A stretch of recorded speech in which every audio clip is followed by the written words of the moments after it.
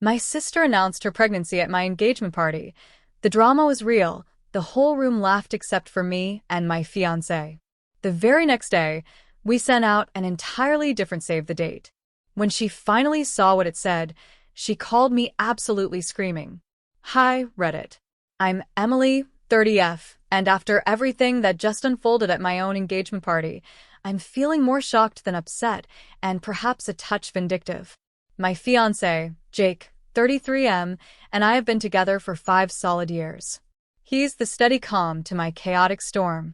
He's the main reason I've managed to survive my dysfunctional family without cutting them off completely.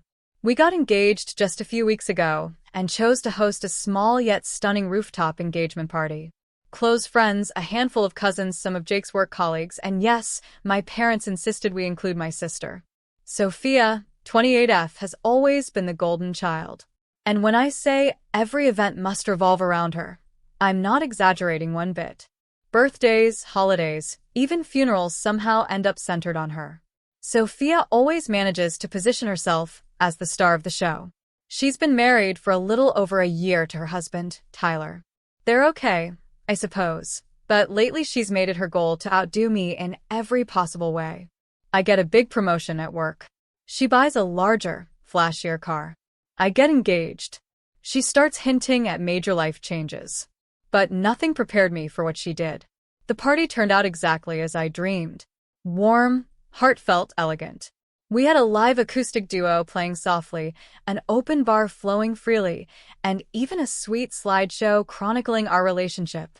Just as Jake's aunt wrapped up a touching toast about love and personal growth, Sophia tapped her glass loudly and stood up. "Sorry to interrupt," she said with a huge grin. "But I have an announcement as well." My stomach dropped instantly. She glanced at her husband, Tyler, then placed her hand dramatically on her belly. "We're expecting. I'm pregnant." Gasps filled the air. Cheers erupted. Applause broke out. My mom let out a shrill scream. My dad got teary-eyed. Guests rushed to hug her. And there I stood, clutching a flute of untouched champagne while everyone abruptly forgot whose special night it truly was. Then Sophia turned directly to me, smirked wickedly. "Sorry, sis." Guess I stole the spotlight again, and let out a laugh. Some in the room laughed along, but not Jake. He caught my eyes through the madness and mouthed, "You okay?" I nodded faintly, but something deep inside me changed. We remained polite, thanked everyone for attending. But the moment we got home, Jake opened his laptop. "Let's accelerate the wedding," he said with calm determination. "Let's make it truly ours." And what we sent the following morning altered everything. A completely new save the date, fresh venue, earlier date, and one crucial note at the bottom that prompted Sophia to call me in a fury. The next morning, as I sipped coffee and tried desperately not to replay Sophia's smug smirk in my mind repeatedly, Jake slid his laptop toward me. On the screen was a revamped save the date, sleek and minimalist yet elegant. But the date jumped out at me first, September 14th. I blinked in surprise. "That's 2 full months sooner." He nodded confidently. "It's a holiday weekend. Private venue secured. I already contacted the planner. She confirmed it's feasible." Then he pointed to the small print at the very bottom. "Adults only ceremony. Kindly note no children or infants permitted due to venue policies." I almost choked on my coffee. It was brilliant. Not overtly rude, not aggressive, but perfectly unambiguous. Sophia was roughly 9 weeks along. By September, she'd be deep into her 3rd trimester. No physician would approve air travel. Even if she insisted, our chosen venue, and secluded estate in British Columbia, enforced strict regulations. No children, no last-minute changes, 0 exceptions. She simply couldn't attend. I looked at Jake. "Are you absolutely sure?" He smiled warmly. "This is our wedding. I want it peaceful and finally centered on us." We sent the updated save the dates by noon. Digital versions went out instantly, and I arranged for printed ones to be couriered. By 2 p.m., my phone started ringing. Sophia. I ignored it and let it go to voicemail. Then my mom called, followed by my dad, then Sophia again via FaceTime. I silenced everything and turned my phone face down. At 3:17 p.m., texts started pouring in. Sophia, are you serious? Adults only in a different country? You're punishing me just for being pregnant. Another from Sophia. This explains why nobody wants to be around you, Emily. You're so calculated. You waited until after my announcement to change plans and hurt me on purpose. Then the one that actually made me chuckle. Sophia, Mom thinks we should still have a joint shower. You're both entering new chapters. It's only fair. I stared at my screen in utter disbelief. A combined wedding and baby shower. I showed Jake immediately. He laughed heartily and offered, "Shall I create an RSVP that simply says hell no?" We chose not to reply. That evening, my cousin Lauren, one of the rare family members who truly understands, texted me. She's having a meltdown in the group chat. This could be your villain origin story, and I'm all in. I responded only with, "Finally my turn." By the following morning, the extended family group chat, typically filled with mundane happy birthdays and blurry pet photos, had descended into total chaos. It kicked off with Sophia. Sophia, just so everyone knows, Emily switched her wedding date and made it child-free on purpose, so I can't attend even though I'll be heavily pregnant. Steaming face emoji. Then my mom jumped in. Mom, I'm certain it wasn't meant that way, but perhaps Emily could accommodate a bit more. This is huge for Sophia too. Then things exploded further.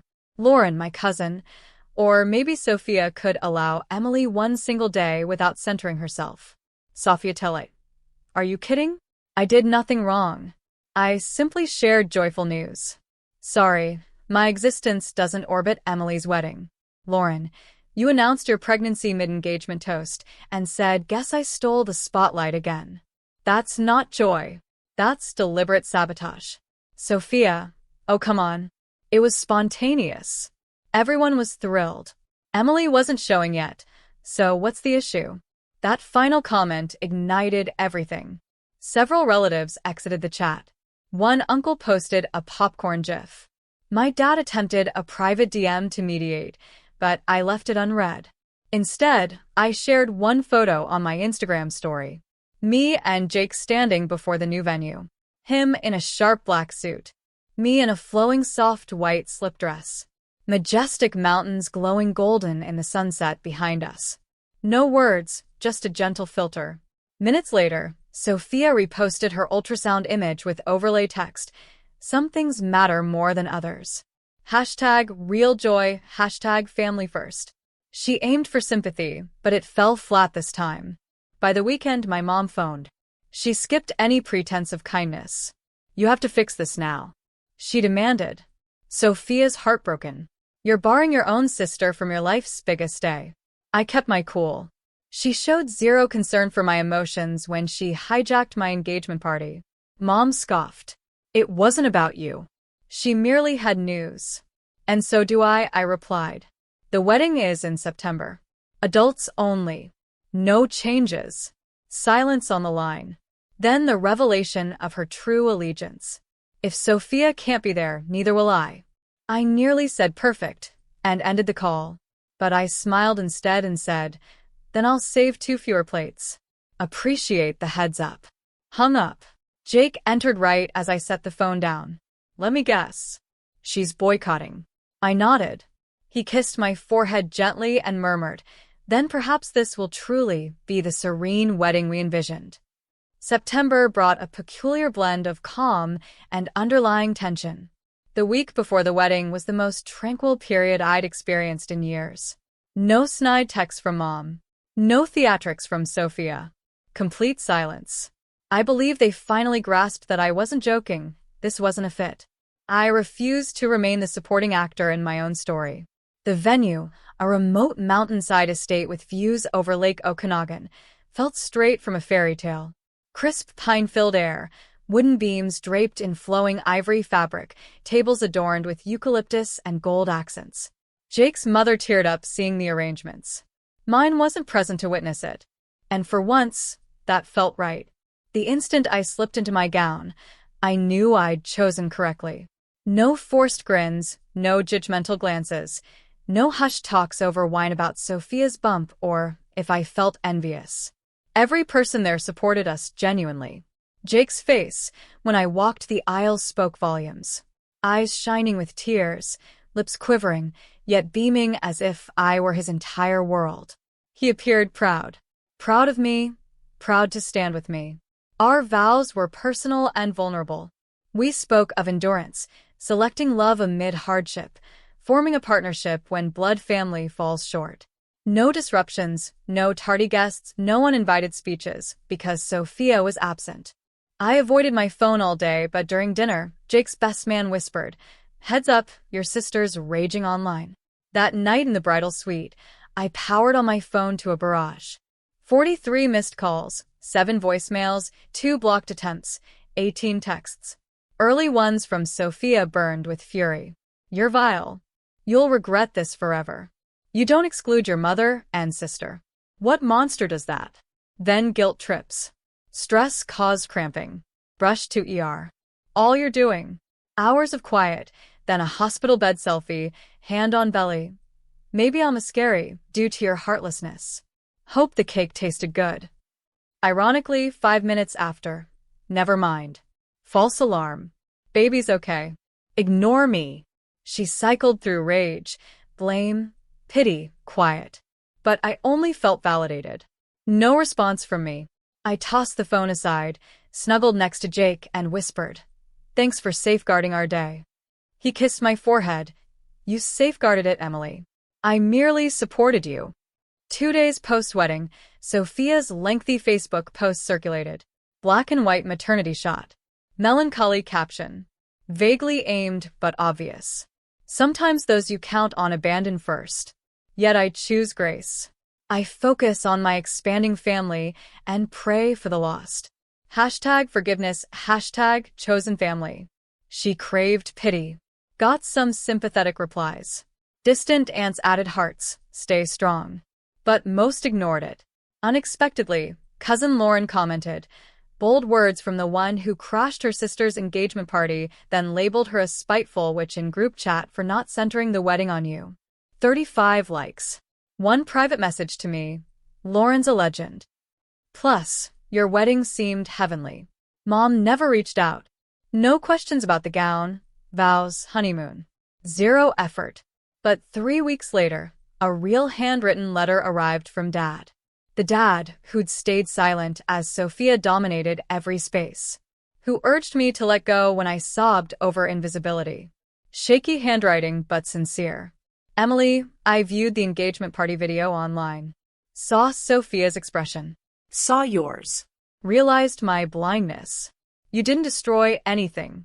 You managed what never should have occurred. I remained passive as usual. Sorry for everything.